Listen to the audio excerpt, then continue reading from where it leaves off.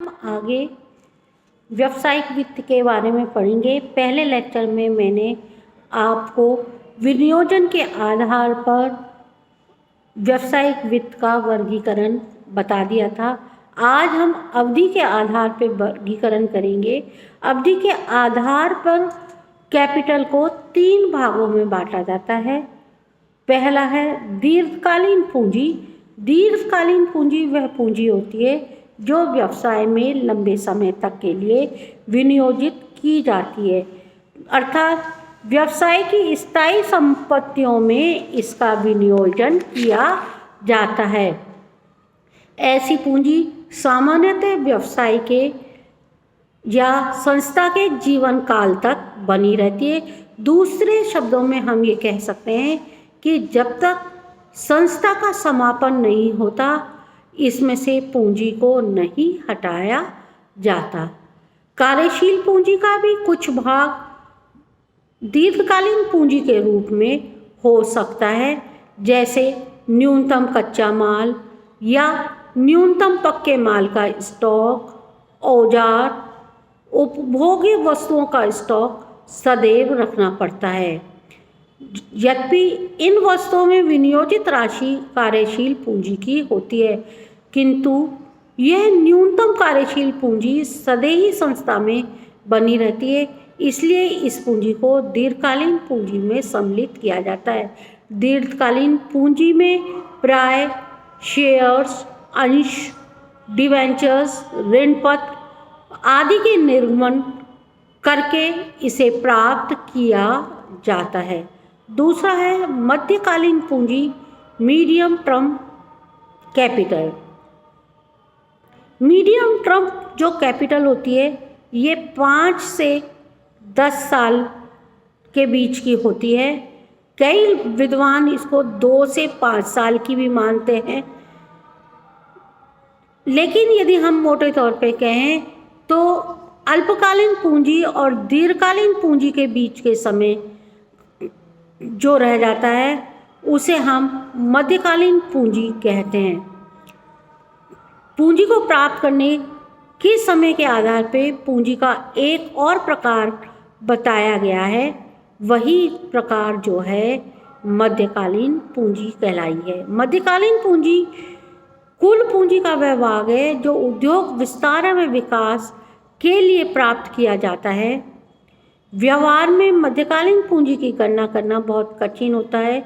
कोई भी संस्था न तो अपने चिट्ठे में इस प्रकार का कोई वर्गीकरण करती है और न ही विशेष प्रकार से या अन्य रूप से इस संबंध के आंकड़ों को प्रकाशित करती है। इसके अतिरिक्त मध्यकालीन पूंजी की आवश्यकता भी उद्योग में भिन्न भिन्न हो सकती है। प्रत्येक उद्योग में समय के अनुसार ही मध्यकालीन पूंजी की मांग में अंतर पड़ जाता है। एक नई स्थापित होने वाली संस्था के लिए मध्यकालीन पूंजी की आवश्यकता नहीं होती है। ये मैंने जैसा पहले भी बताया, ये 10 से 15 साल तक की अवधि के लिए हो सकती है। अल्पकालीन पूंजी, अल्पकालीन पूंजी या शॉर्ट टर्म कैपिटल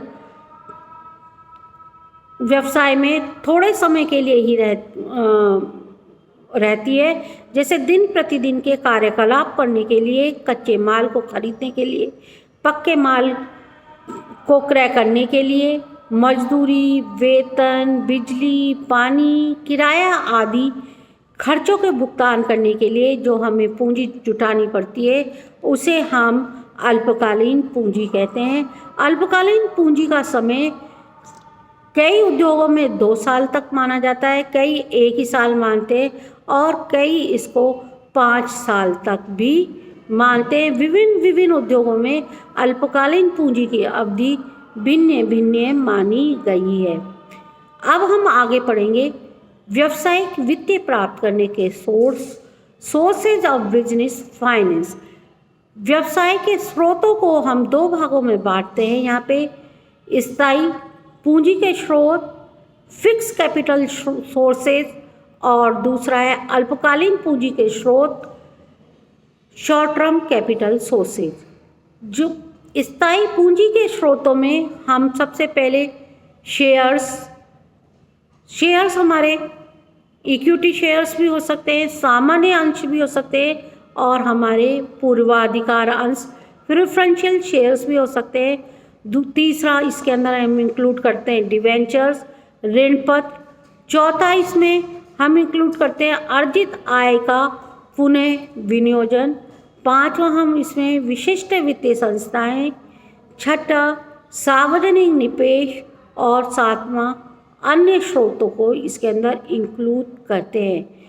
अल्पकालीन पूंजी स्रोतों में हम व्यावसायिक ऋण या साख,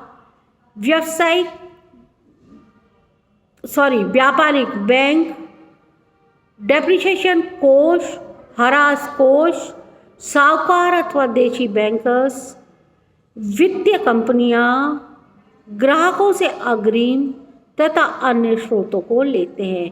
अब हम इनका एक एक करके डिटेल समझाती हूँ मैं आपको। पहला है सामान्य या क्षमता अंश। जब भी कोई कंपनी अपना रजिस्ट्रेशन कराती है तो वो एक सेंटेंस लिखती है रजिस्टर्ड कैपिटल। रजिस्टर्ड कैपिटल के अंतर्गत इस कैपिटल का डिवीज़न होता है कि कितने तरह के हम अंशों का निर्गमन कंपनी कर सकती है। सबसे ज़्यादा कंपनी अपने सामान्य अंश ऑर्डिनरी शेयर्स का ही अलॉटमेंट करती है। ये अंश पूंजी का सर्वाधिक भाग होता है। कंपनी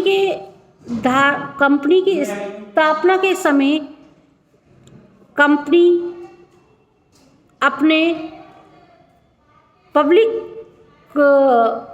नोटिस के द्वारा लोगों को शेयर्स खरीदने के लिए आमंत्रित करती है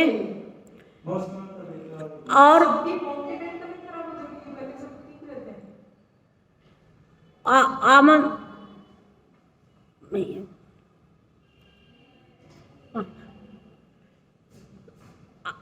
लोगों को आमंत्रित करते हैं और वो उसको खरीदती है, पूंजी को खरीदते। इन्हें कोई भी विशेष पूर्वाधिकार नहीं होता है। कंपनी के समापन पे ही इनकी पूंजी को लौटाया जाता है। यदि कंपनी को लाभ होता है तो लाभांश में से उसका वितरण किया जाता है। अंश पूंजी के जो लाभ होते हैं, कंपनी इसमें सरलता से पूंजी प्राप्त कर सकते हैं। पूंजी को मितव्ययता से प्राप्त किया जा सकता है। पूंजी की प्राप्ति के लिए हमें कोई भी साधन गिरवी अथवा बंधक नहीं रखना पड़ता है। पूंजी की वापसी की अनिवार्यता नहीं होती। पूंजी पर लाभांश देने की अनिवार्यता नहीं होती। सीमित आय के लोग भी छोटी छोटी बचतों को अंशों में इन्वेस्ट कर सकते हैं, अर्थात अंशों को खरीद सकते हैं, क्योंकि इनका अंकित मूल्य बहुत कम होता है। और विनियोजकों को लाभ ये होता है कि वो छोटा सा विनियोग करके ही कंपनी के स्वामी बन जाते हैं। विनियोजक कंपनी की प्रबंध में भाग ले सकते हैं। आसानी से व्यक्ति इसके अंदर विनियोजन कर सकता है। विनियोजक को कंपनी की जनरल मीटिंग में वोट देने का अधिकार प्राप्त हो जाता है और लाभार्जन की दिशा में उसे बहुत अच्छा लाभ भी यहाँ पे प्राप्त होता है। आता है सेकंड है पूर्वाधिकार अंश।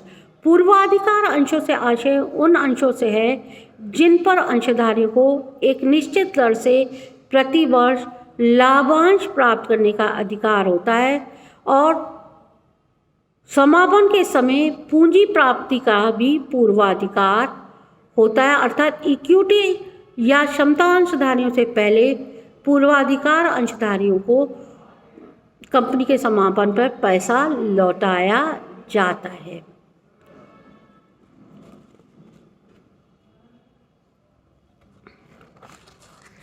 बच्चों, नोट्स में मैं आपको पीडीएफ में इसकी डिटेल वो दूंगी, लेकिन आपको इतना ही करना है, जो मैं क्रॉस कर दूंगी वो आपको नहीं करना है।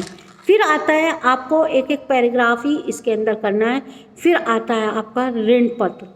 व्यावसायिक वित्तीय प्राप्ति का ये भी एक महत्वपूर्ण साधन है ऋण पत्र। लेकिन ऋण पत्र की कोई एक डेफिनेशन हम नहीं कह सकते। भारतीय कंपनी अधिनियम की धारा 2(12) के अनुसार ऋण पत्र, स्कंद, बंधक पत्र और कंपनी की अन्य प्रतिभूतियां चाहे कंपनी की संपत्तियों पर प्रभाव उत्पन्न करती हो या नहीं करती हो को सम्मिलित करते हैं। हम सरल शब्दों में ऋण पत्र को ये कह सकते हैं कि ऋण पत्र एक ऐसा ठहराव अथवा प्रलेख होता है जो ऋण से संबंधित होता है और जिस पर उसे जारी करने वाली कंपनी की सार्वमुद्रा अर्थात कॉमन सील लगी हुई होती है। अब अंश पत्र भी कई प्रकार के होते हैं, इसमें हमको नहीं जाना है, हमें केवल अंश पत्र कैपिटल प्राप्त करने का एक बढ़िया साधन होता है ये बताना है।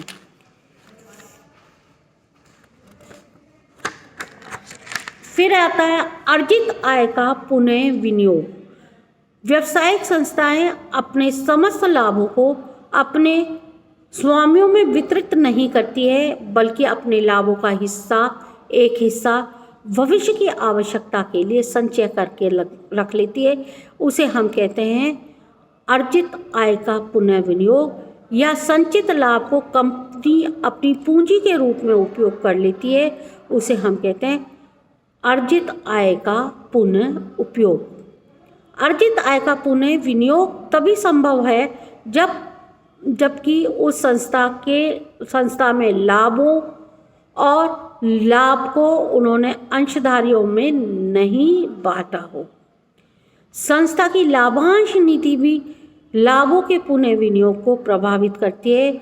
यदि लाभ बांटना हमारे मेमोरेंडम में लिखा है तो हम अर्जित लाभों को पुनः विनियोग नहीं कर सकते हैं। फिर आते हैं विशिष्ट वित्तीय संस्थाएं। भारत में औद्योगिक वित्तीय प्रदान करने के लिए विशिष्ट वित्तीय संस्थाओं की स्थापना की गई है, जैसे भारतीय औद्योगिक वित्तीय निगम,